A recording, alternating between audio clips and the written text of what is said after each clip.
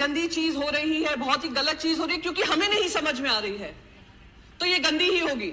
ये बिल्कुल मुझे वो बात याद आती है कि बच्चों से कहा जाता है बचपन से ही, और हमारे भारत में ये विशेष करके होता है, तुम अगर इंजीनियर बनोगे, डॉक्टर बनोगे या आप चार्टर्ड अकाउंटेंट बनोगे, वही करियर होते हैं, बाकी सारे करियर गलत होते हैं।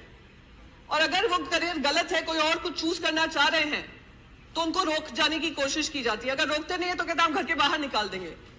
तो ये बिल्कुल वही हालत हो रही है क्रिप्टो के साथ, क्योंकि हम नहीं समझ पा रहे हैं कि क्या है उसके मंशा, क्या है इंटेंशन, क्या है एम्प्लॉयमेंट जनरेशन की कैपेसिटी, क्या है एनेबलिंग इकोसिस्टम बनने की जरूरत, क्या है वेब 3.0 क्या है। तो इसलिए हम उसको टैक्स भी करेंगे और हम उसका क्रिप्टो रेगुलेशन भी नहीं निकालेंगे। सर, मैं एक चीज यहां पर बहुत इंपॉर्टेंट दूसरी चीज यहां पर कहूंगी।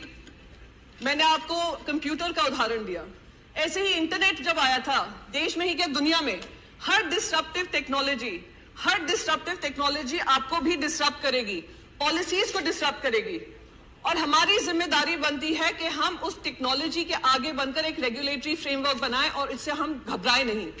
आज जब इंटरनेट आया, सबसे ज्यादा अगर फायदा हुआ तो हमारे ही देशवासियों को हुआ, पर दुख इस बात का होता है क्योंकि हम उनके लिए एक इनेबलिंग इकोसिस्टम नहीं बना पाए, उस वजह से वो दूसरे देशों में जाकर, आज आप कैलिफोर्निया देख लीजिए, यूनाइटेड स्टेट्स देख लीजिए, यूरोप देख लीजिए, जो बड़ी मल्टीनेशनल्स हैं, टेक्नोलॉजी रिलेटेड कंपनीज हैं, उसको हेड हमारे इंडियंस ही करते हैं। तो आज वही टैलेंट अगर हमारे देश में ऐसी कंपनीज बनाता, तो क्या हमारे देश को फायदा नहीं होता? Sir, I will just conclude with just one last bit कि sir, we are living in the world of web 3.0. Either we choose to bite the bullet or we dodge the bullet. If we bite the bullet, we will be able to create an enabling ecosystem for our youth and empowering them and empowering the economy. If we choose to dodge the bullet, we can continue to feel great that Indians are doing well abroad. And we can conclude, sir, just one last second, sir.